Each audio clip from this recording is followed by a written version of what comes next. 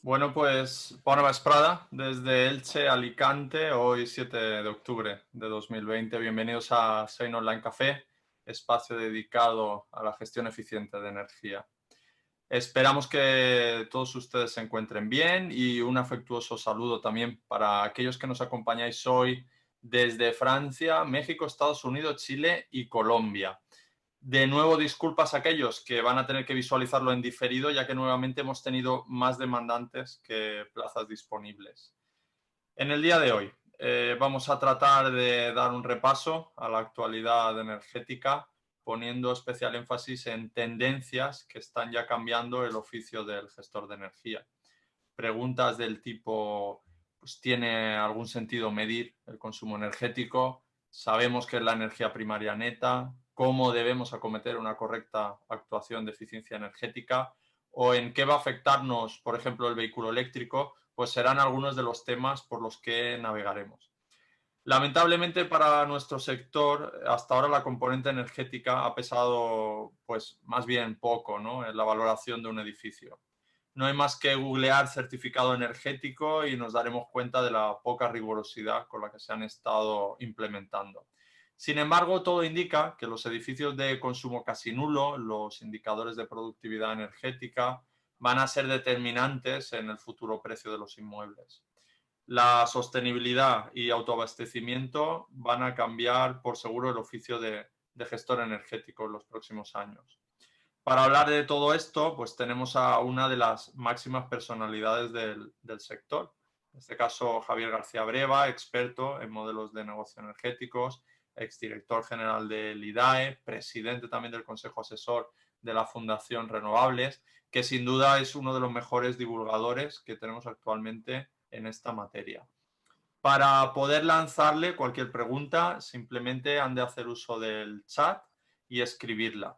Serán contestadas, eso sí, a la finalización de la presentación para que tengamos algo más de tiempo y no la interrumpamos a mitad.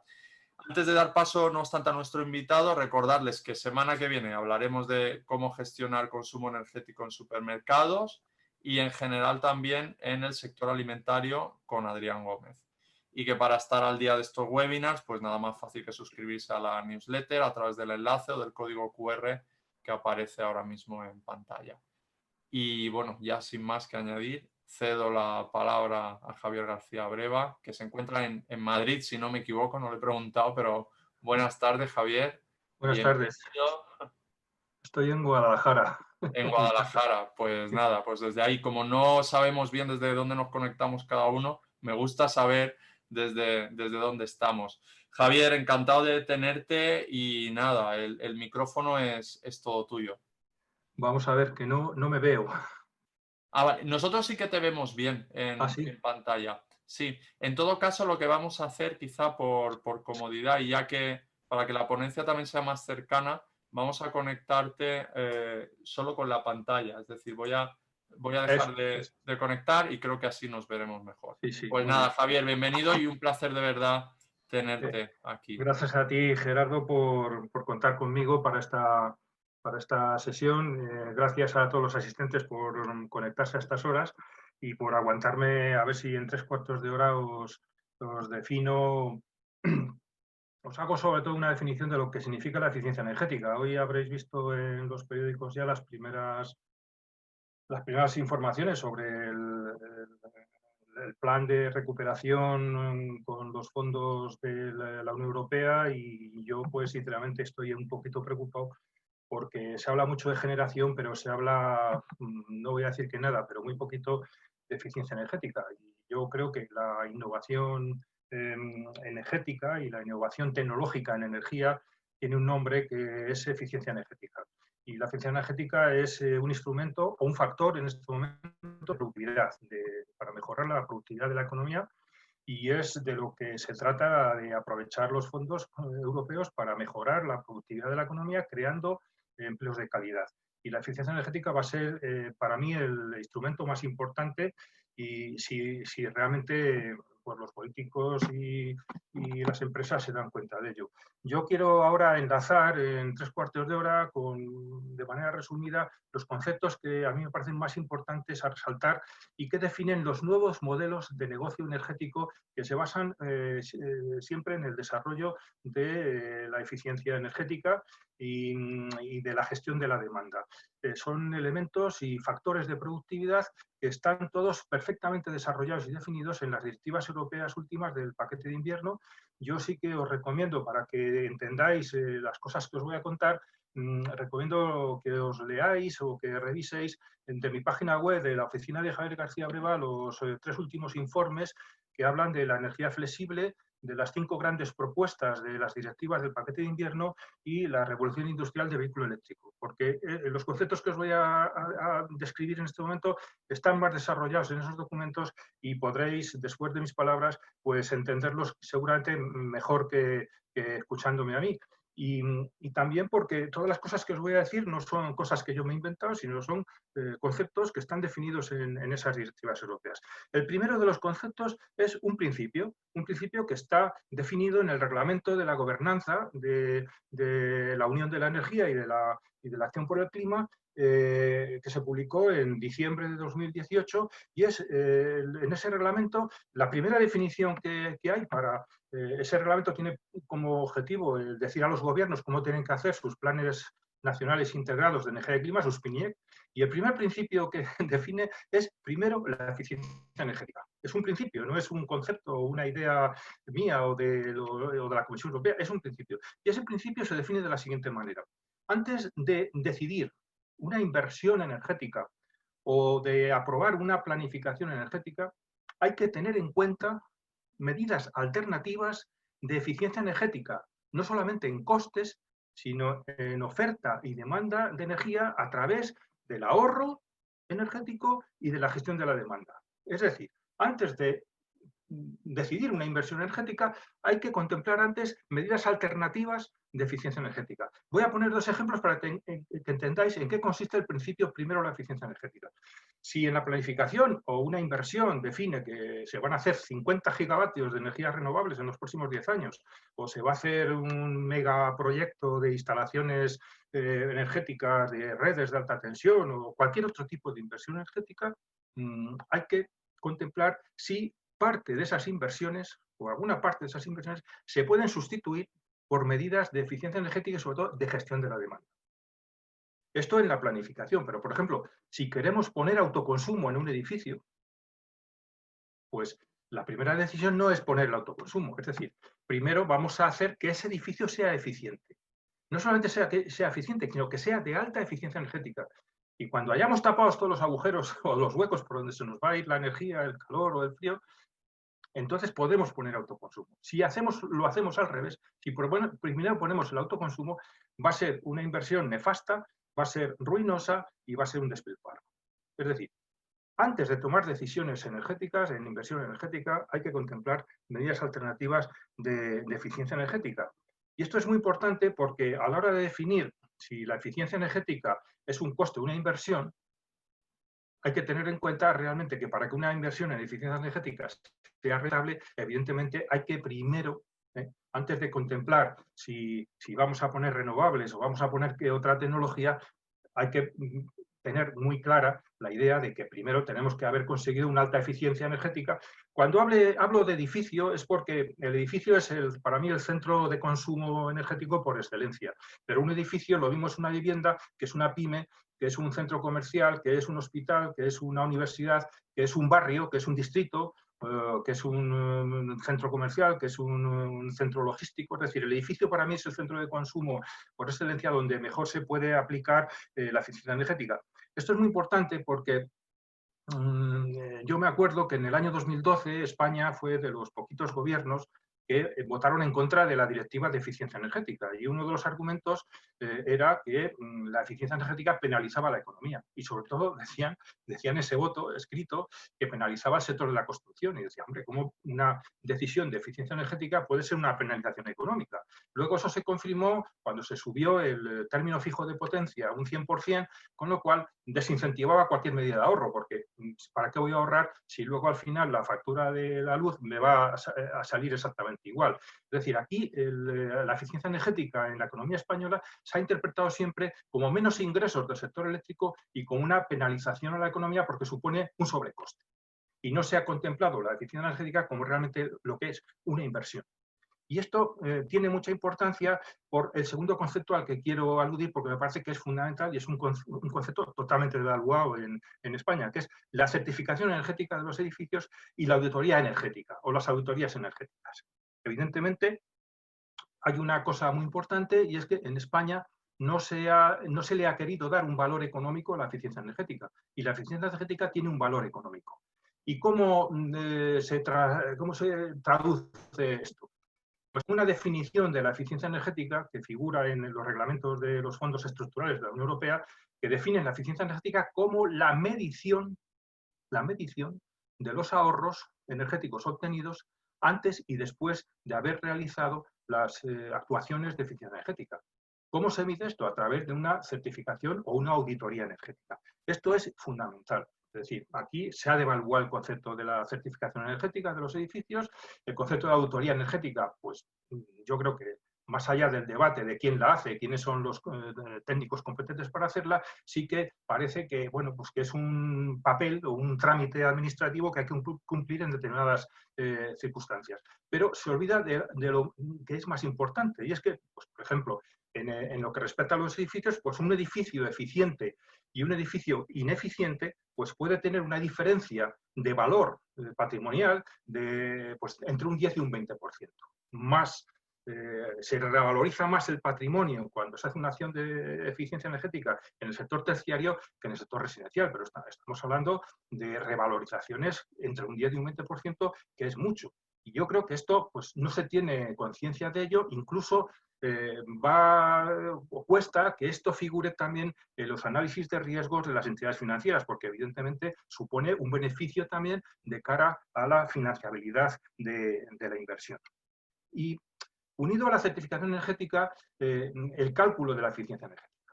¿Cómo se calcula? La directiva europea de eficiencia energética de los edificios lo dice claramente. La eficiencia energética de un edificio se tiene que valorar en kilovatios hora por metro cuadrado al año, pero con un concepto que no figura ni en el Código Técnico de la Edificación ni en la recientemente presentada Estrategia de Rehabilitación, que es el concepto de energía primaria neta. ¿Qué quiere decir esto? Que en el caso de un edificio, la energía primaria neta es la que resulta de restar a la energía primaria total que necesita el edificio para funcionar correctamente, restar aquella parte que se cubre con energías renovables. En un reglamento sobre edificios de consumo de energía casi nulo del año 2016, la Unión Europea determina unos valores para el año 2020 de kilovatios hora metro cuadrado año que deben de cumplir los edificios según zonas climáticas, y el resultado de ese análisis o de esa proyección que hace la Comisión Europea a partir de 2020 es que entre el 50 y el 100% de la energía primaria que necesita un edificio para funcionar correctamente, entre el 50 y el 100%, debe de ser cubierto por energías renovables. Este concepto de energía primaria neta no figura, lo he dicho, ni en el Código Técnico ni en la Estrategia de Rehabilitación, porque figura en otros conceptos distintos, energía primaria total y energía primaria de origen no renovable. Pero no figura el concepto de energía primaria de origen renovable. Esto, repito, es muy importante a la hora de calcular la eficiencia energética de los edificios.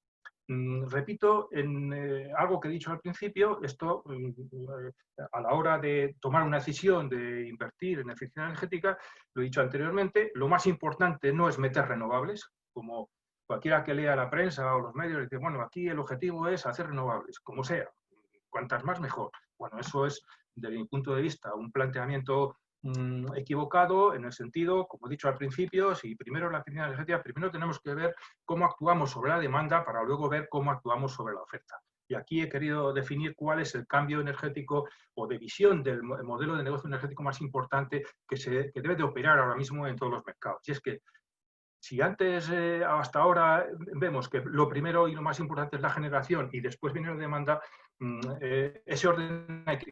Lo más importante es la demanda. Yo creo que los grandes errores de la política energética española es que prácticamente la demanda se ha pasado por alto siempre y se ha enfocado más, incluso todos los costes y todas las inversiones, hacia la oferta. Y yo creo que podemos tener una nueva crisis de oferta, de sobrecapacidad de oferta, y lo que tenemos también es un olvido o un relegar a un segundo plano la gestión de la demanda, que a mí me parece muchísimo más importante.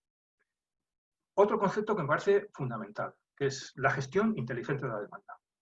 Hace 6 años salió la estrategia de rehabilitación del año 2014 que venía a decir que, bueno, que los dispositivos inteligentes en los edificios había que prescindir de ellos, porque eran muy caros, encarecían cualquier actuación de rehabilitación, por lo tanto, vamos a dejar al margen los dispositivos inteligentes. Hoy día, a nadie que esté en esto se le pasa por la cabeza esta idea. Yo incluso tampoco se hace mucho énfasis en este tema en la estrategia de rehabilitación del año 2020, pero yo creo que ahora mismo la directiva de edificios del año 2018 establece que las aplicaciones inteligentes son una nueva instalación técnica del edificio. Hay que considerar las aplicaciones inteligentes como una nueva instalación técnica del edificio. Y por aplicaciones inteligentes, la directiva de edificios pues, engloba toda una serie de tecnologías. Los contadores inteligentes, los sistemas de automatización y de autorregulación de temperatura, los electrodomésticos, que ya tienen también su modo inteligente de funcionar,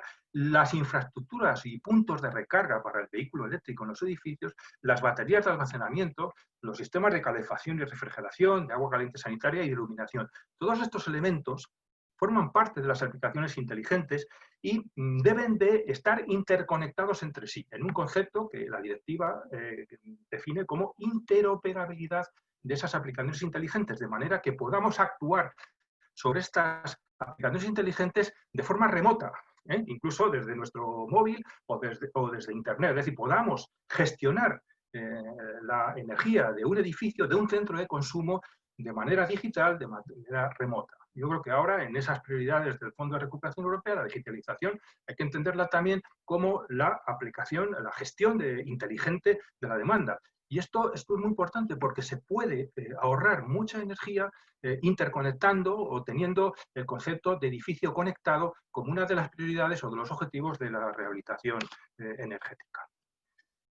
El otro elemento que me parece fundamental, siguiente, sería la generación in situ, que es el autoconsumo. Pero yo pongo generación in situ porque es la manera como define la Directiva de Edificios del año 2010 el concepto de edificio de consumo de energía casi nulo. Lo define, y aquí vemos una vez más lo que llevo diciendo desde que empecé a hablar.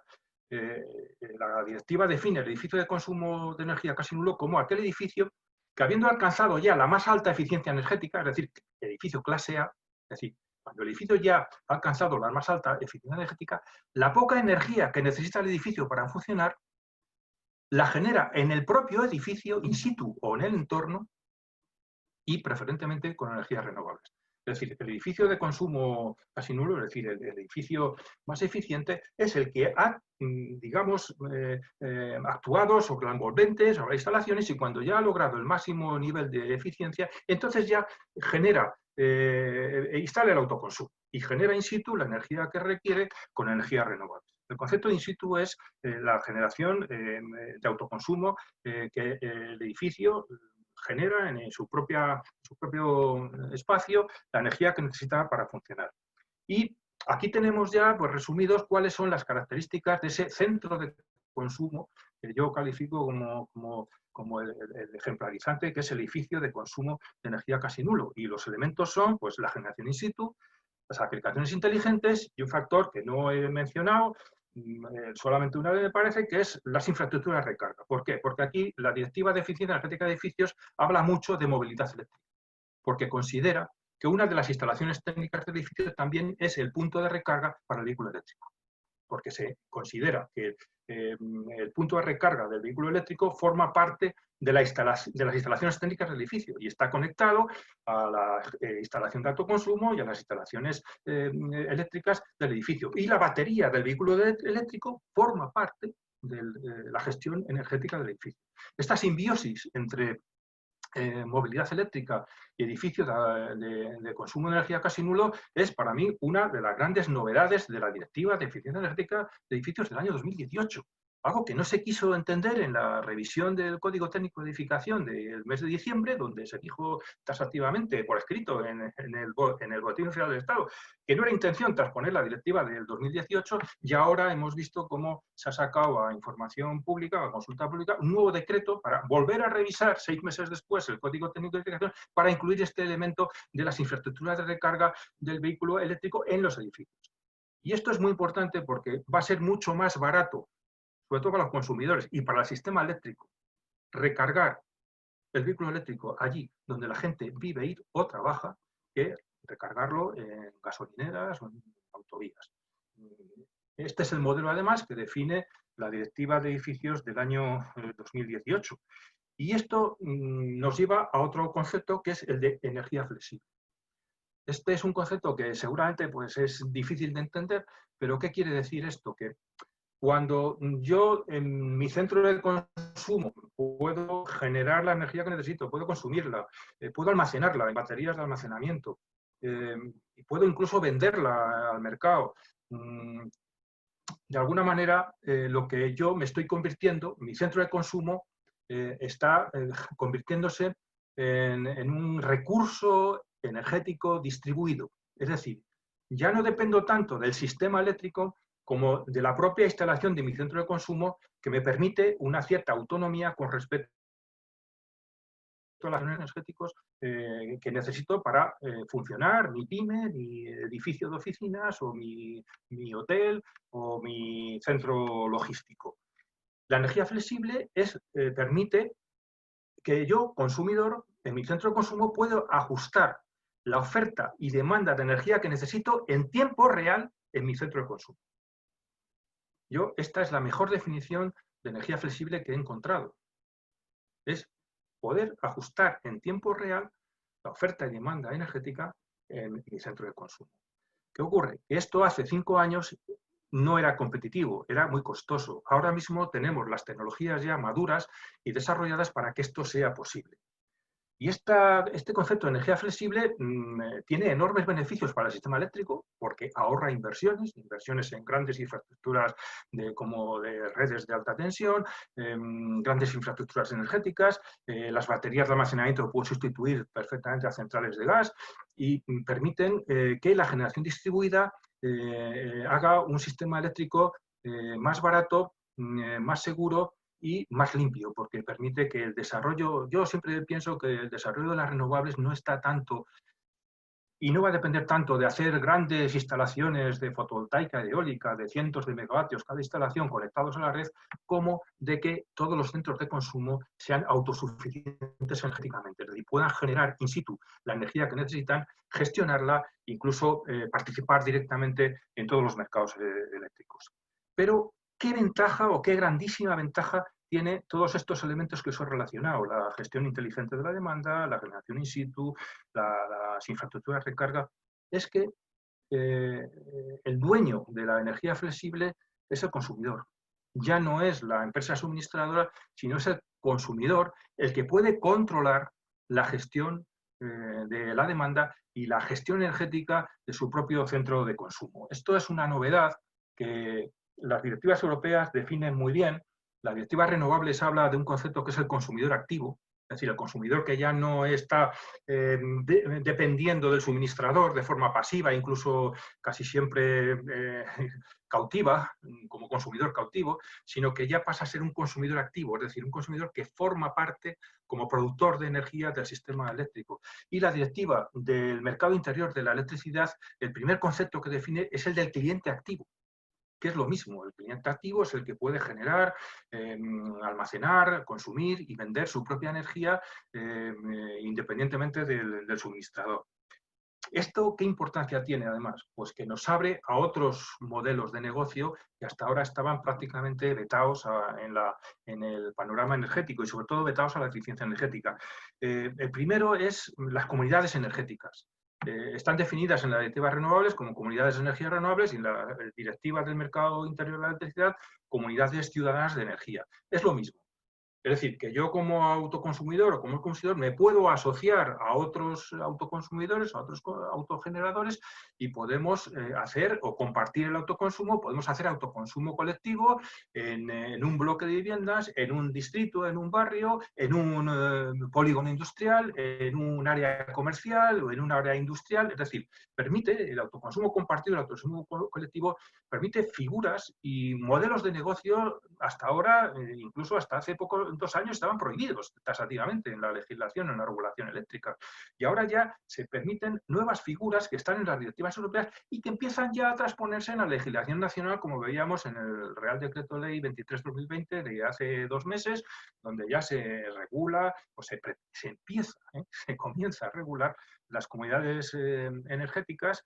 Y otro elemento que me parece fundamental, que son los agregadores de demanda. Es decir, que yo me puedo agregar a otros consumidores, contratar un agregador independiente de la demanda, que cuando dice agregador independiente de la demanda, lo que quiere decir es que es independiente de las suministradoras, de las empresas o compañías suministradoras. Es decir, que yo me puedo asociar a otros consumidores y contratar a un agregador que no tiene nada que ver con el suministrador.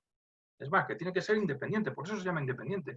Y esos agregadores de demanda lo que nos permiten es que esa asociación de consumidores podemos participar, presentar ofertas en todos los mercados energéticos, en el mercado mayorista sobre todo. Es decir, podemos incluso que nuestra oferta energética, porque somos autogeneradores, almacenadores, etcétera, etcétera, podemos participar ya como productores de energía en el mercado eléctrico. Esto permite modificar el sistema energético por completo, es decir, pasamos de un sistema energético donde la competencia está, digamos que cerrada a 4, 5, 6 empresas, es decir, un número muy limitado de empresas, donde la competencia prácticamente está cerrada, a un mercado donde la competencia se puede abrir a millones de consumidores. Aquí hay un elemento que quiero decir que se me ha pasado antes, que es muy importante, el tema de los contadores. Cuando yo he dicho la eficiencia energética es la medición, evidentemente eso se mide, aparte de con auditorías y certificaciones energéticas, y aquí sí que el RITE insiste, o la modificación que se quiere hacer del RITE va a insistir mucho en la necesidad de contadores, hay que tener contadores, pero yo aquí quiero incidir en la figura de los contadores inteligentes. En la Directiva del Mercado Eléctrico, interior de la electricidad, hay como 5 o 6 artículos dedicados a los contadores inteligentes que repiten algunos artículos de la Directiva de Eficiencia Energética del 2012, aquella que dije al principio que se votó en contra. Y lo que se viene a decir en resumidas cuentas es que el contador inteligente debe de cumplir funciones de eficiencia energética. ¿Y eso qué quiere decir?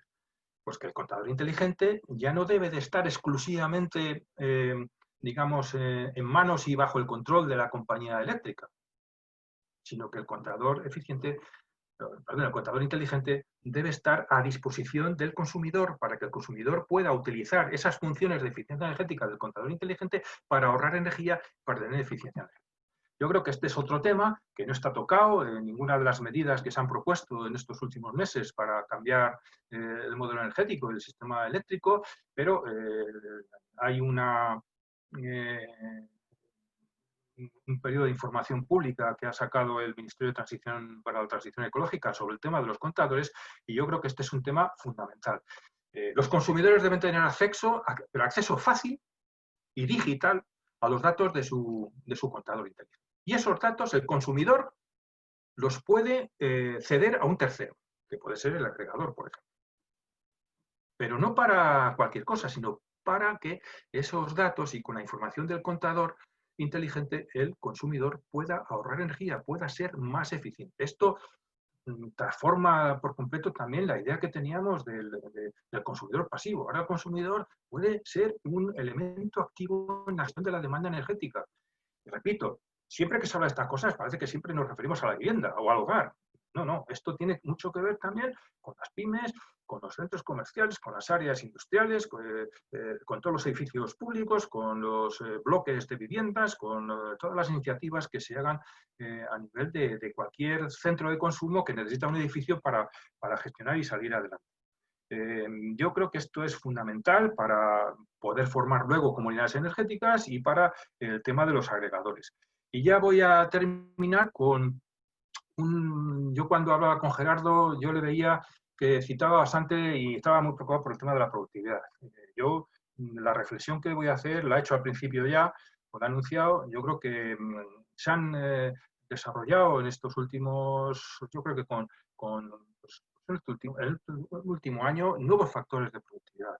Y esos nuevos factores de productividad tienen que ver con estos nuevos modelos de negocio que yo os estoy adelantando. Yo, por ejemplo, pues ayer veíamos cómo parece que se está conformando otra, yo no quiero llamarla burbuja, pero hay una euforia ahora para invertir en hidrógeno verde cuando resulta que es una tecnología que todavía es inmadura. Ayer veía yo dando esta noticia en una televisión, pues que sacaban un modelo de híbrido de vehículo y yo decía, a ver si dicen el precio. Y no lo dijeron, pero claro, es que si lo dicen, se cargan el invento. Y yo creo que ahora mismo hay una tecnología que durante esta década va a dar mucho de sí y va a facilitar muchísimo la gestión energética, que son las baterías de almacenamiento. Yo me refiero a las baterías de almacenamiento, las que se llaman detrás del contador, es decir, las de uso, se dice uso doméstico, es decir, las que podemos tener para una instalación de alto consumo o, o para el vehículo eléctrico. Esas baterías, llamémosla baterías de baja tensión o almacenamiento de baja tensión o almacenamiento local, ese tipo de tecnología es una tecnología que prácticamente Europa se ha quedado atrás en todo el mundo, España por supuesto, pero es alucinante bueno, pues que toda Europa tenga que depender de la industria china para desarrollar su industria de baterías. Y aquí yo lo he dicho en comunidades autónomas que he podido estar y dar charlas antes de la pandemia en el País Vasco, en Cataluña. Pero ¿por qué no os centráis en montar una industria de baterías? Porque va a ser la tecnología que más desarrollo va a tener en los próximos años. O sea, de aquí al 2025, a lo mejor a partir de 2030 el hidrógeno empieza a ser competitivo y entonces sí, a partir del año 2030 se puede hablar pero bueno, decir como yo he leído hoy, que España va a ser exportador de hidrógeno a toda Europa y tal, y bueno, ya estamos otra vez como cuando queríamos ser los suministradores de gas a toda Europa desde Argelia. Y esto viene a cuento de que, vuelvo al principio, es decir, si no hemos analizado alternativas de eficiencia energética, cualquier gran inversión habría que ponerla, no en cuestión, pero sí analizarla con otro punto de vista. Y todos estos nuevos modelos de negocio, he insistido en el almacenamiento, pero el vehículo eléctrico es otro modelo de negocio, los contadores inteligentes es otro modelo de negocio, el autoconsumo, otro modelo de negocio energético, la gestión inteligente de la demanda, todo lo que es la digitalización del control de los consumos, de la automatización de los consumos, todo lo que sea poder utilizar las tecnologías digitales para gestionar la demanda, todos estos son nuevos modelos de negocio, pero son factores de competitividad. ¿Qué quiere decir esto? Que en la medida que desarrollemos estos factores de competitividad, la productividad de la economía española podrá mejorar. En la medida en que solamente nos limitemos a hacer grandes instalaciones fotovoltaicas y grandes instalaciones eólicas, simplemente con el objeto de conectarlas a la red, un poco va a mejorar eso la productividad de la economía española. ¿Por qué? Porque yo el concepto que tengo de productividad es que la productividad es valor añadido. Y toda actividad que crea valor añadido para mí es la fusión de tres elementos. Primero, el conocimiento de la tecnología. El conocimiento y la información de cómo funciona la tecnología. Más la innovación para desarrollar esa tecnología y aplicarla. Innovación, en este caso, innovación energética para aplicar esa nueva tecnología. Y luego la inteligencia para gestionarla. Y cuando hablo de inteligencia, hablo fundamentalmente de digitalización, es decir, de aplicar las tecnologías inteligentes para poder gestionar esa demanda aplicando esa innovación energética. Y yo leía hace poco me parece que es la directora del Fondo Monetario Internacional, que hacía unas declaraciones muy interesantes para la Unión Europea. Decía que el fondo o parte del Fondo de Recuperación Económica de la Unión Europea se debía de destinar a formación, con la idea de capacitar o crear las nuevas capacidades que van a necesitar la economía y todos estos procesos para crear empleo de calidad. Empleo de calidad es empleo estable. Y yo lo tengo muy claro, la innovación, lo he dicho al principio, la innovación en energía tiene un nombre, que es eficiencia energética. Es decir, si nos vamos a hacer grandes inversiones, seguramente habrá grandes empresas que tendrán otros intereses porque están funcionando en una economía, digamos, a un nivel más alto, pero yo estoy convencido de que el ahorro de emisiones, la reducción de las emisiones y el desarrollo de las renovables se va a producir más en las pequeñas economías, es decir, en las pymes, en las economías locales, en actividades que tienen que ver más con el cooperativismo, la agricultura, la ganadería, los servicios, las pymes, el comercio, el pequeño comercio. Es decir, estas pequeñas economías son las que deben de aplicar esa innovación energética que supone la eficiencia energética, porque van a reducir sus costes, pero a la vez van a crear innovación tecnológica. O sea, van a crear sistemas de innovación tecnológica. Y son esos sistemas de innovación tecnológica los que nos van a ayudar a elevar la productividad de la economía española. Yo esto es todo lo que os quería decir. Creo que he ido muy deprisa. Son muchos conceptos. Os invito a que leáis esos informes que os he dicho al principio de mi página web, repito, de las propuestas, las 5 grandes propuestas de las directivas del paquete de invierno, la energía flexible y la revolución industrial del vehículo eléctrico, porque todos estos conceptos están ahí mucho mejor desarrollados, no tan rápidamente y casi un poco desordenadamente, como lo he dicho ahora, pero me parece que esto es fundamental para entender de qué va la eficiencia energética. Yo creo que la eficiencia energética, repito, al principio, lo decía, en España se ha considerado sobre todo en la regulación eléctrica como menos ingresos del sistema eléctrico. Y entonces, prácticamente hablar de eficiencia energética nadie quería, porque decían, es que con esto se crea déficit tarifario y lo que hay que hacer es garantizar al sistema eléctrico los ingresos que tiene para funcionar. Nadie ha auditado los costes del sistema eléctrico español, nunca, nadie los ha auditado. Pero había que evitar a toda costa el déficit de tarifa. Y sin embargo, la eficiencia energética ahora mismo, para mí, sería la gran palanca de crecimiento de la economía y sobre todo de la recuperación de un empleo de calidad que, repito, no va a estar en las grandes instalaciones renovables y sí va a estar en la pequeña instalación de renovable. Ya acabo con una anécdota que el año pasado, me parece, o hace año y medio, no, fue a principios del año pasado, me acuerdo que en Barcelona me encontré en Barcelona, en Cataluña hay una asociación de pequeños municipios y entonces hablando con ellos del tema del autoconsumo me decían, mira Javier, tenemos un problema en Cataluña y es que queremos poner en los pequeños municipios son municipios de menos de 1000 habitantes, que hay muchos. Y me decían, queremos poner autoconsumo en todos los equipamientos públicos, pero tenemos un problema en Cataluña, es que no hay instaladores. Yo no me lo podía creer cuando me lo decía esta señora. Dice, bueno, pero podéis venir a Barcelona y tal. Mira, Javier, no encontramos instaladores. Es decir, hay en este momento una demanda de nuevas profesiones, de nuevas capacidades para desarrollar todos estos nuevos modelos de negocio energético y estos elementos o factores de productividad que ahora mismo no hay mano de obra capacitada. Yo recuerdo hace 2 años que hicimos un estudio para el Gobierno de Navarra sobre nuevas capacidades que se necesitaban en los sistemas de formación profesional precisamente para formar profesionales que pudieran desarrollar estos nuevos modelos de negocio. Y bueno, pues nos encontramos con un panorama bastante desalentador, y es que la oferta, digamos, de profesiones en la FP no está a la altura de las circunstancias, de lo que demanda el mercado y de las posibilidades que habría en este momento de creación de empleo y empleo de calidad, porque este no sería un empleo, digamos, típico de temporada, ¿no? Sino que sería un empleo estable y que conllevaría también una capacitación profesional muy interesante para desarrollar luego otras actividades pues, vinculadas a los mismos modelos de negocio que he relatado. Y ahora mismo, por ejemplo, es fundamental que las entidades locales, los ayuntamientos, desarrollen iniciativas ya rápidas para que se facilite la recarga de los vehículos eléctricos en todos los hogares, en todas las viviendas, en todos los edificios que tengan aparcamientos, edificios de oficinas, donde la gente vive y trabaja. Y esto, si no hay una iniciativa local importante, pues esto no va a venir de la mano de la Administración central. Yo lo digo claramente, y es doctrina del Tribunal Constitucional. Todas las competencias en urbanismo y vivienda, o sea, todo lo que afecta a la edificación, es competencia exclusiva de las comunidades autónomas y de los ayuntamientos, que son los que dan las licencias.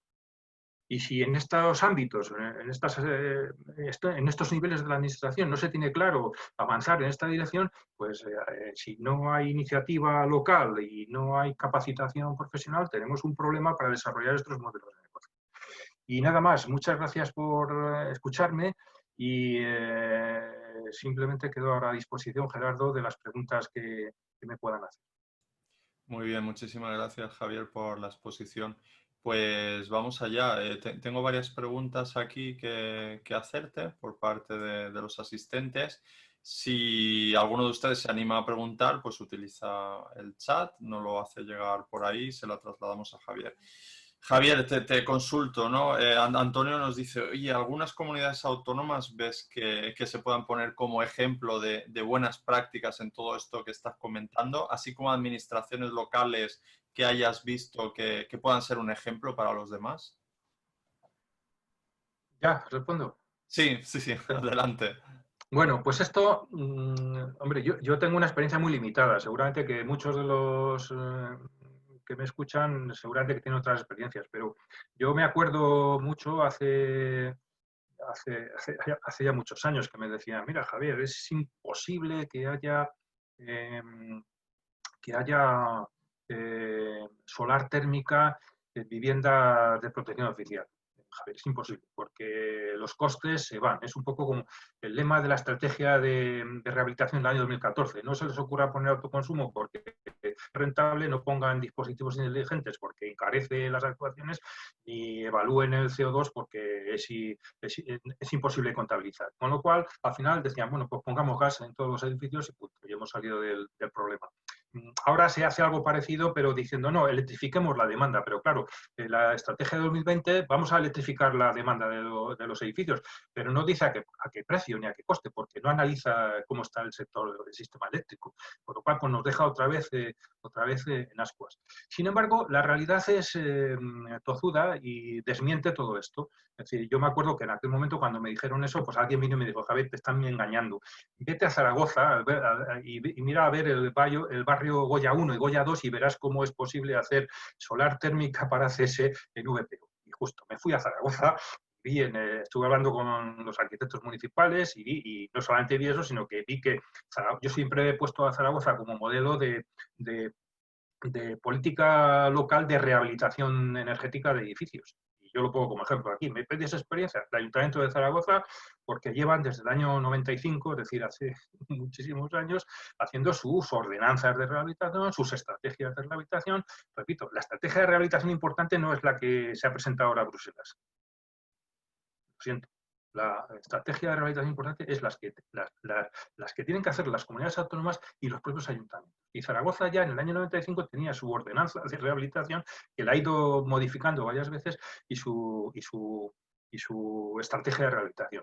Y luego, comunidades autónomas, pues yo estoy admirado de que en Euskadi llevan haciendo edificios de consumo de energía, de consumo de energía casi nulo, incluso en vivienda pública, y edificios de consumo nulo, porque es la política de la comunidad autónoma y del gobierno autonómico. Y ahora lo mismo está pasando ahora en Duarte, con lo cual, pues bueno, si esto lo pueden hacer en el País Vasco, lo pueden hacer en Navarra, ¿por qué no se puede hacer en Madrid, en Cataluña o en cualquier otro sitio? Es decir, yo creo que aquí la iniciativa fundamental, repito, está más en el ámbito donde tienen las competencias exclusivas en estos temas, que son las comunidades autónomas y los ayuntamientos. Yo te pongo estos ejemplos. Seguramente que hay más, porque yo, por ejemplo, pues he hecho un documento sobre rehabilitación para el Ayuntamiento de Rubí.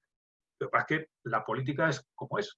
Cambió la alcaldesa y entonces un proyecto de Rubí Brilla que se planteó como un proyecto de eficiencia energética en todos los sectores de actividad económica de una ciudad, pues cambia el gobierno municipal y el proyecto pues se queda un poco en y se quedó en el momento de empezar a adoptar medidas de rehabilitación de edificios. Pero se han hecho cosas interesantes. Y yo leo todos los días, por ejemplo, a mí me interesa mucho ahora mismo el tema de las comunidades energéticas, pero claro, en España el tema de las comunidades energéticas pues se está pudiendo hacer en aquellos sitios como es Crevillente, donde ya había empresas energéticas locales, porque tenían una novedad de las comunidades ciudadanas de energía, es que pueden gestionar sus propias redes de distribución. Lo permite la directiva de mercado interno de la electricidad. Y esto es lo que está haciendo Crevillente. Pero claro, el ejemplo de Crevillente pues, no es replicable porque es una empresa energética histórica de toda la vida, no quiso ser absorbida por una gran eléctrica y ahora está funcionando como una auténtica comunidad ciudadana energética. En Cádiz ha pasado algo parecido, una empresa eléctrica municipal, pues ahí sigue y haciendo experiencias pioneras en autoconsumo, en pobreza energética y en otros aspectos que me parecen importantísimos. Yo aquí le doy más importancia a la iniciativa local que a cualquier otra iniciativa, es decir, esto no va a venir por la mano del Estado, de la Administración central, esto tiene que ser una iniciativa primero autonómica y local. Muy bien, gracias. Otra pregunta te hago por parte de, vamos con la de Jorge, que dice, ¿qué grado de obligatoriedad para la instalación de puntos de recarga de vehículos eléctricos supone actualmente la normativa ITCBT 52? Que claro, supongo es la de recarga de vehículos eléctricos, ¿no? Si no me equivoco. Bueno, yo obligatoriedad, yo creo que ninguna.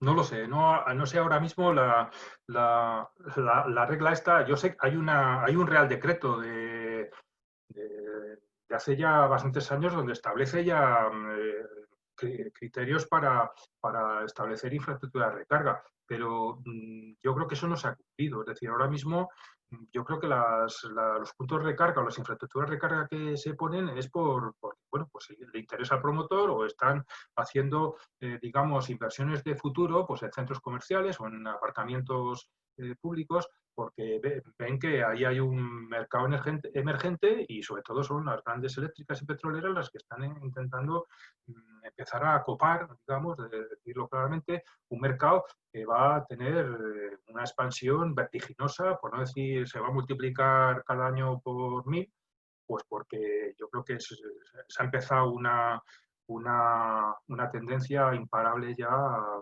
la extensión del vehículo eléctrico. Es decir, yo creo que ahora será obligatorio a partir del momento en el que el código técnico de la edificación ya lo establezca en el código. O sea, porque ahora no está en el código técnico de la edificación, y ya sabemos, pues si no está en el código técnico de edificación, no tengo por qué hacerlo. Y yo siempre digo una cosa, los códigos de construcción son siempre códigos de mínimos. Y nada impide que un ayuntamiento, al dar una licencia, o una comunidad autónoma a la hora de establecer criterios urbanísticos o aprobar planes de ordenación del territorio, no incluya el vehículo eléctrico como un condicionante ya que va a determinar el urbanismo del futuro y el transporte o la movilidad eléctrica del futuro. Yo pienso que la obligatoriedad empezará a ser tal a partir del momento en que en el código técnico de la edificación figure ya la obligación de poner infraestructura, porque además el proyecto de decreto que han sacado de información pública prácticamente repite o copia literalmente lo que dice la directiva de edificios. Es decir, que o bien puntos de recarga o bien canalizaciones para que el usuario pueda poner el punto de recarga va a ser obligatoria en todos los nuevos edificios y todos los edificios que se rehabiliten de forma importante. Apunta además Fran desde Asturias que dice que allí obligan a poner puntos de recarga en obra nueva o reformas integrales, con lo cual parece que sí que se está dando. Otra pregunta también de David que nos dice, ¿cuáles crees que son las mejoras en eficiencia energética más presentes en la gestión del calor en industrias? No sé, aquí en industria. En industrias, sí, gestión de calor en industrias. Supongo que pregunta un poco por cuáles son las más comunes o las que más se acometen a la hora de enfocar eso, cómo hacer eficiencia energética en calor en industria, en este caso. Pues no lo sé. Yo el tema industrial lo he tocado poco, esa es la verdad. Y ahora mismo, por ejemplo, en la estrategia de rehabilitación se habla muchísimo de la bomba de calor. La bomba de calor sí que va a ser otra de los cambios fundamentales en todos los sistemas de calefacción en los edificios. Y industrial, sinceramente, también lo que se habla es ¿cómo se dice? El aprovechamiento del calor residual, es decir, aprovechar industrias que emitan calor, o sea, que tengan calor de sobra, que lo intenten acondicionar para hacer redes de calor eficientes si son empresas o industrias que están junto a barrios o a centros urbanos donde se pueda hacer una red de calor. Muy bien. Te hago otra pregunta por parte de Sara. Dice, se están cambiando contadores por el nuevo protocolo PRIME del MS y solo lo podemos leer en este caso con Seinon y además nos lo cambian sin aviso. ¿Se prevén, Javier, más cambios de contadores? ¿Es esto una práctica legal? Lo pone así entre comillas. Supongo que se refiere a eso, a que le van cambiando el contador, el protocolo, necesita leerlo a través de un software, en este caso nos cita a nosotros, pero en fin. Y claro, parece que te entiendo que estás un poco harta, ¿no? Entonces la pregunta viene por ahí. Hombre, yo no quiero ser muy duro, pero yo Puede serlo, no nos ven a... pero yo en su momento pedí que se paralizara el plan de renovación de contadores, porque la directiva de eficiencia energética del año 2012 había ya 2 o 3 artículos muy importantes sobre contadores y cuando se refería a los contadores inteligentes, pues decía más o menos pues que los consumidores deberían de ser informados con todo tipo de detalles de las ventajas que podría tener para un consumidor el tener un contador inteligente y que cuando la eléctrica le fuera a cambiar el contador, antes previamente le informara de qué es lo que se iba a hacer. Yo me imagino que todos tendrán la experiencia que yo tuve. Y cuando me pusieron el contador inteligente no me avisaron ni nada. Simplemente llamaron al telefonito de mi casa y me dicen, oye, que le vamos a cortar la luz 5 minutos, que le vamos a cambiar el contador. No más. ¿Esto qué quiere decir? Yo me acuerdo que pedí, cuando salió la directiva ya había empezado el plan de renovación de contadores, porque se llevan renovando los contadores si la directiva es del año 2012, pues desde el año 2010 ya. Yo creo que empezaría el señor Sebastián a hacerlo. Y desde entonces yo me acuerdo que había que paralizarlo porque lo lógico es que se hiciera cumpliendo lo que decía la directiva. Ahora ha salido la siguiente directiva del mercado interior de la electricidad, que todo lo que se decía en el 2012 lo ha puesto corregido y aumentado. Es decir, los contadores deben ser un instrumento de eficiencia energética para el usuario, para el consumidor, y no un instrumento de control y medición exclusivo para la compañía suministradora. Eso aquí no se cumple, ni se ha cumplido.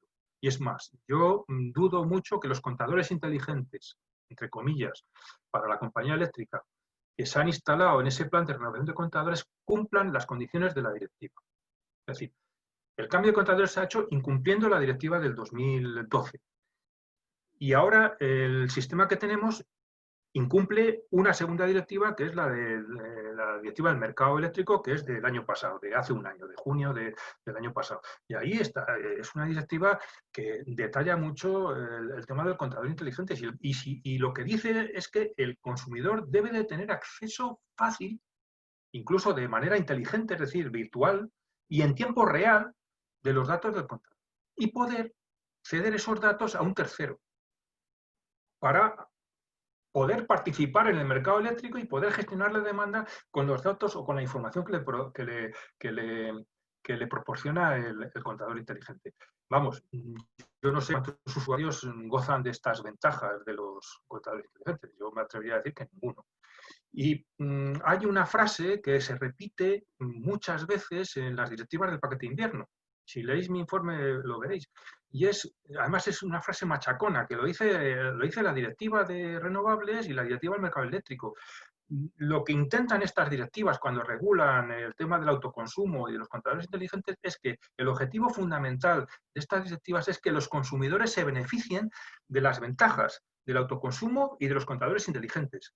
Y claro, si ahora vamos a un consumidor normal y corriente, ya no la persona que está en su hogar o en su casa, sino el pequeño empresario que está en su empresa, el pequeño comerciante, tal, cómo estos consumidores se pueden beneficiar de las ventajas del contador de autoconsumo. Y prácticamente la regulación eléctrica en este país apenas ha cambiado con respecto al consumidor. Es una regulación que penaliza al consumidor, porque no le facilita la eficiencia energética. Y las directivas europeas lo que están haciendo es al revés, facilitando la eficiencia energética a los consumidores a través de todos estos nuevos modelos de negocio. Yo, sinceramente, creo que el tema de los contadores inteligentes, ningún gobierno ha hecho nada, ni siquiera el actual, y yo creo que es un tema, o se modifica, o será imposible esa figura, o poner en marcha esa figura que he repetido de la directiva de renovables y del mercado interior de electricidad, del consumidor activo y del cliente activo. ¿Cómo va a ser un consumidor activo si tiene el contador bajo llave, precintado, y con la amenaza de que si quita el precinto o lo abre, le meten en la cárcel? Eso no puede ser un contador para facilitar nada al consumidor, todo lo contrario. El contador no es un elemento para que... Esto es como el Big Data, es decir, pues si el Big Data del contador lo utiliza la eléctrica, estamos perdidos. Y esa es la situación actual, ¿eh?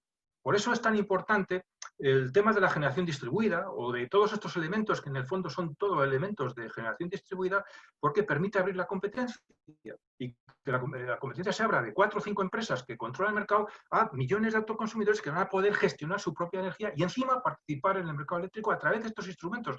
El más importante es, como he dicho antes, la medición. La medición se hace a través de los contadores. Si los contadores no los controla o no tiene acceso el consumidor a sus contadores, el consumidor será un consumidor cautivo, como hasta ahora.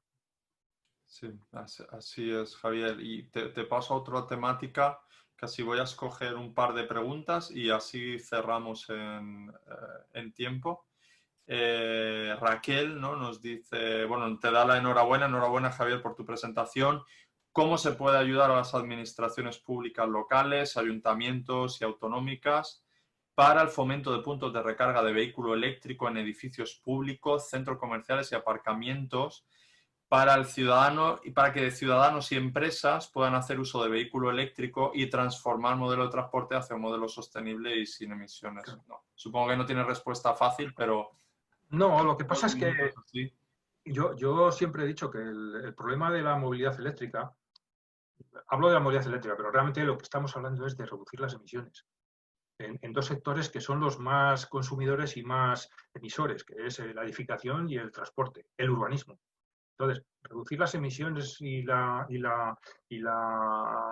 el consumo de energía pasa por la generación distribuida. Es decir, porque los centros de consumo gestionen su propia energía y de manera inteligente, ya se puede hacer con control remoto y digital y en tiempo real, como antes he dicho.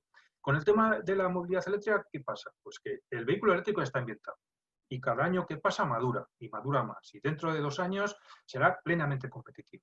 Por eso todas las petroleras están que trinan. Pero esa es una realidad inapelable y que es evidente cada día que pasa con mayor claridad. Pero ¿cuál es el problema? ¿La desconfianza? No, la desconfianza no. La inseguridad o la ansiedad del consumidor de no poder recargar su vehículo. Si solamente se va a poder recargar el vehículo en las gasolineras, donde digan las petroleras y las eléctricas, estamos perdidos. Porque encima será muchísimo más caro para el sistema y para el consumidor y seguirá el negocio en manos sin competencia. Y sin embargo, el modelo de las directivas europeas, no el que yo propongo, el que proponen las directivas europeas es la carga inteligente en casa o donde la gente vive o trabaja, en la casa y en la oficina. ¿Cómo se puede facilitar esto? Bueno, pues en primer lugar, a los ayuntamientos lo que hay que convencerles es que este tipo de novedades no va a reducir los ingresos del ayuntamiento. O no tiene por qué reducir los ingresos del ayuntamiento. Es más, si lo que facilita la movilidad eléctrica es poder reordenar el concepto de ciudad. Y entonces lo primero que debería hacer un ayuntamiento es en los planes de ordenación urbana o de ordenación municipal, que esto es lo que voy a decir ahora es tabú, pero yo lo digo porque lo he vivido y es así. En los planes de ordenación municipal, los ayuntamientos, por tradición o porque los arquitectos no sabían de esto, han excluido la energía. Planes de ordenación municipal solo se habla de, bueno, dónde vamos a hacer casas, dónde vamos a hacer jardines y dónde vamos a hacer colegios. Y olvidaron 2 aspectos fundamentales, el uso de la energía y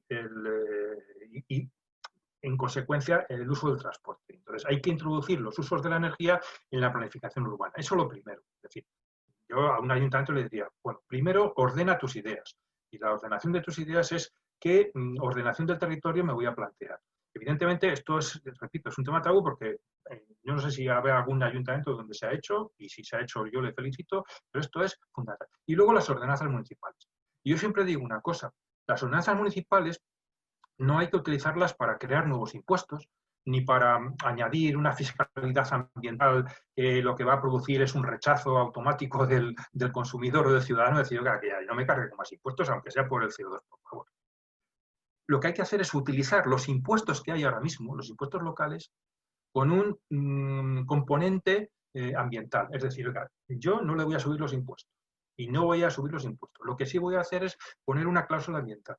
Y si alguien ahorra energía, va a tener un incentivo.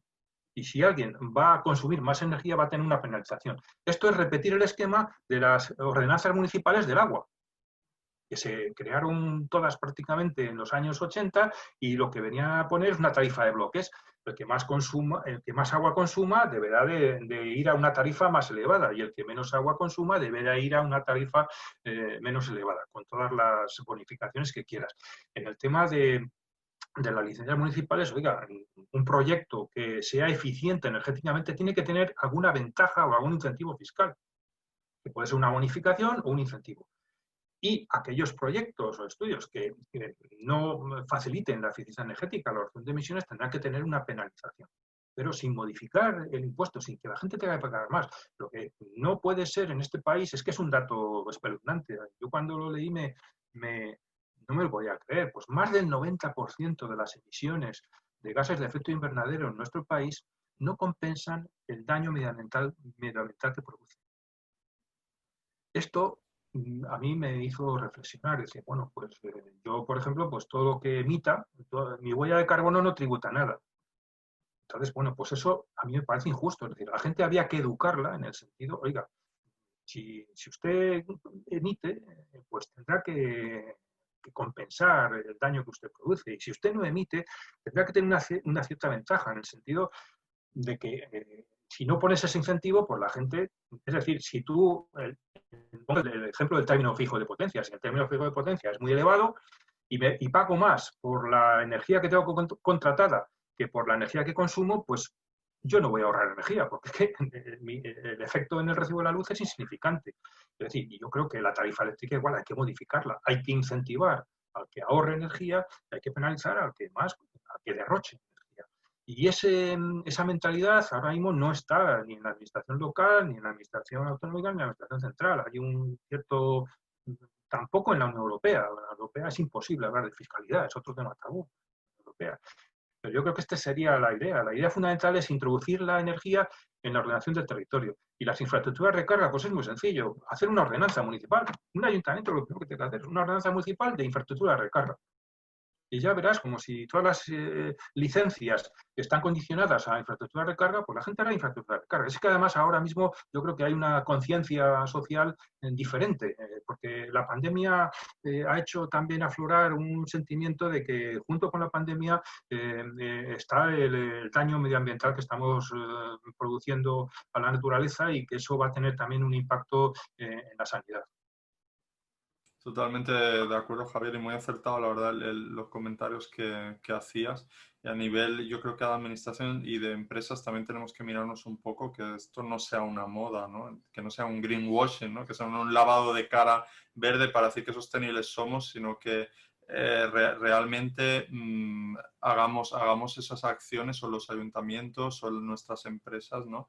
Para que realmente se materialicen. Pero bueno, voy a hacerte la última pregunta y ya con esto, porque son las 5:03 y ya te he dicho, Javier, que por respeto un poco a la gente, que le decimos 60 minutos, por intentar ya con esto concretar. Y es la pregunta de Fernando, que nos dice, ¿cuál es tu opinión sobre la posibilidad de que el Fondo Nacional de Eficiencia Energética adquiriese certificados de renovación energética procedentes de la renovación energética de edificios para crear una vía de monetización adicional que dinamice definitivamente la descarbonización del parque inmobiliario? No sé si te lo he Pues sabido. es una pregunta, digamos, hecha de forma muy compleja, pero que creo que he captado el mensaje. El mensaje, bueno, me está dando el sol espléndido que está haciendo esta tarde. Os lo digo porque yo mismo me veo totalmente, y es el sol, ¿eh? No es, no es ninguna luz, Nada, es el sol. tranquilo, tranquilo, Javier. Eh, Además, da gusto que yo, estéis solos. En el norte de Europa te envidiarían todos, así que sí, disfrútalo. sí, sí. Yo creo que he sacado el tema antes de otra manera yo.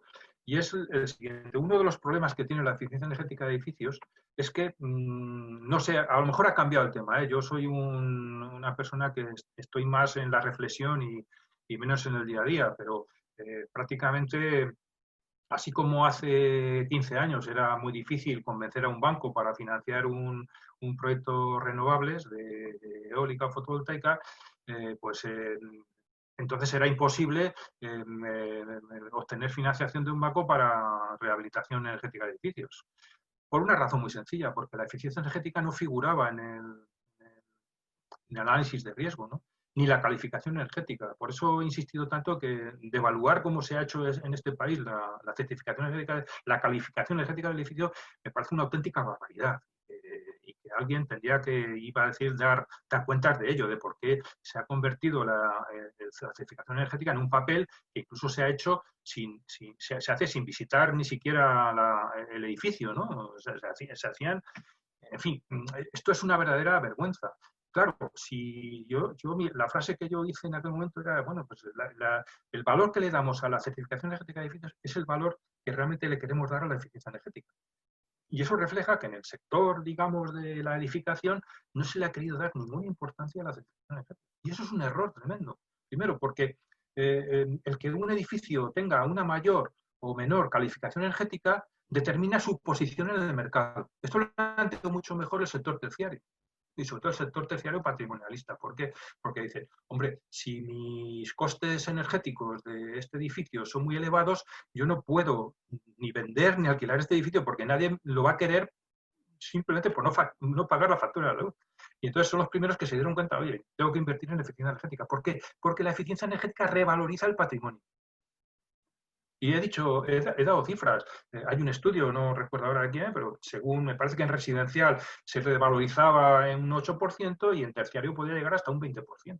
Y en el Reino Unido me parece que vi hace poco un dato de un 14%. Es decir, el tener un edificio clase A, pones tu patrimonio con un valor que no lo tienes si tu edificio es clase G. Y imagínate si ese edificio tú le pones aplicaciones inteligentes que puedes gestionar la demanda de ese, el propio consumidor o usuario del edificio puede gestionar su demanda energética. El ahorro energético puede ser de más de un 80%. Y no exagero nada, porque hay estudios, hay informes que lo dicen. Estamos hablando de un porcentaje de ahorro energético que debería de tenerse en cuenta en el análisis de riesgo de los bancos. Es decir, aquí lo primero que había que hacer es convencer a los bancos y sobre todo convencer a las administraciones. Bueno, ya la directiva de eficiencia energética de edificios dice una cosa muy importante que yo creo que en el proyecto de ley de cambio climático me parece que se incluye, me parece, no, en algún proyecto de estos de ley creo que lo pone, y es vincular cualquier ayuda pública y cualquier incentivo fiscal a la certificación energética del edificio. Es decir, tú quieres una subvención, bueno, eso el IDAE lo hace muy bien. El IDAE, si tú quieres una subvención del IDAE, lo primero que te pide es una certificación energética. Y a mí me dijeron en el IDAE, oye Javier, estamos devolviendo casi todas, porque están todas mal hechas. Claro, es que una certificación energética es una auditoría energética, hablando claramente. Y el objetivo es decir qué inversiones o qué modificaciones tienes que hacer para ahorrar energía, para elevar la calificación energética. Y eso es fundamental, ese análisis es fundamental. ¿Qué pasa? Que si no le damos un valor económico a la eficiencia energética, si no se lo dan los propios, digamos, propietarios, las propias asociaciones, las propias comunidades de vecinos, por decirlo, propietarios, por decir, tampoco se lo dan los bancos, pues resulta que financiar la rehabilitación de edificios es muy difícil. Y sobre todo como quiere la Unión Europea, que es financiar la rehabilitación con los ahorros energéticos obtenidos. Lo primero que hay que hacer es cambiar la tarifa eléctrica. La tarifa eléctrica no favorece tampoco la eficiencia energética. Si es que tenemos una regulación que no favorece en absoluto la eficiencia energética. Y se está cerrando la puerta a nuevos modelos de negocio energético. como los que puede tener tu empresa y todos los relacionados con la gestión energética. La gestión energética ahora mismo es rentable. Es rentable porque estamos en un país que no ha hecho eficiencia energética y si pasamos a hacerla, ahora mismo el potencial de ahorro energético es muy grande en cualquier actividad, no solamente en los edificios o en las viviendas, sino en cualquier actividad industrial, comercial, etcétera. Y entonces, ¿qué ocurre? Que si una gran eléctrica eso no lo va a hacer, porque para una gran eléctrica no quiere perder ingresos. Con lo cual, si te va a vender ahorro de energía, te va a meter algo por otro lado para, para el ahorro cobrárselo de otra manera. Y sin embargo, la eficiencia energética es el instrumento que tiene el consumidor para ahorrar energía y para ahorrar sus costes energéticos. Es decir, si los costes energéticos ahora mismo en un edificio pueden ser seguramente el 30% de sus costes de explotación y seguramente que en algún caso mucho más, hombre, ahora sí que merece la pena establecer un gran plan de actuación, de qué actuaciones tenemos que hacer. Igual, hay otra cosa que lo dice en la estrategia de rehabilitación se dice y en las recomendaciones de la Unión Europea sobre rehabilitación se dice, a la hora de hacer una rehabilitación, la tendencia que hay que perseguir es ir a una rehabilitación profunda. Una rehabilitación profunda es la que obtiene más o consigue más de un 60% de ahorro de energía primaria.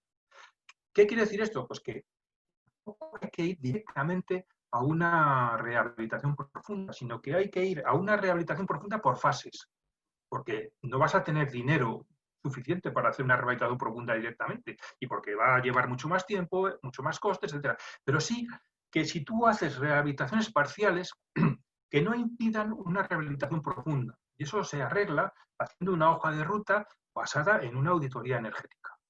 Esto es muy importante y afecta a cualquier actividad, es decir, tanto industrial como comercial como de edificios. Es decir, voy a hacer una rehabilitación profunda, sí, pero vamos a hacer la Comisión Europea recomienda que sea por fases y que cada edificio tenga su hoja de ruta y bueno, ahora vamos, y que sea una hoja de ruta programada de manera que una rehabilitación parcial no impida o encarezca una rehabilitación a posteriori. Muy bien, pues te agradecemos mucho los comentarios y aportaciones, Javier. También hay, bueno, Penélope o Raquel también te dan las gracias por las respuestas. Te dicen que ha sido un placer escucharte. Lo mismo digo, yo creo que en nombre de casi todos los asistentes, es un placer volverte a escuchar y nada, muchas gracias por compartir este tiempo con nosotros. Bueno, para mí ha sido un placer, Gerardo. Gracias por invitarme otra vez y a todos los asistentes por haber tenido paciencia y escucharme lo bueno y lo malo, porque bueno, uno no es el Larrus, desgraciadamente. Muchas Pues, gracias. pues muy bien, muchísimas gracias a todos por su asistencia. Les esperamos la próxima semana, 4 de la tarde. Hablaremos de gestión energética en el sector alimentario con Adrián Gómez, que estuvo la semana pasada con nosotros. Y nada, que pasen una feliz semana y muy buenas tardes a todos. Hasta la próxima. Chao.